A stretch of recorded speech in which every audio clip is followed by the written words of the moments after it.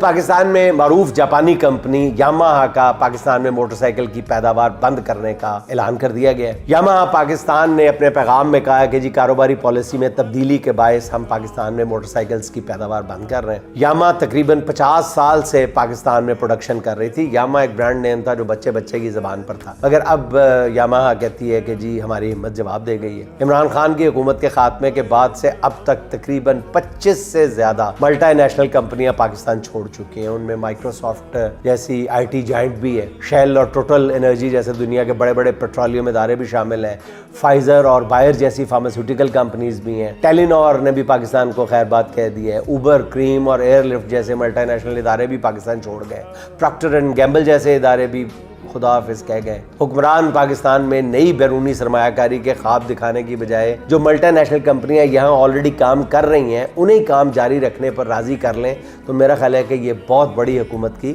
کامیابی تصور ہو۔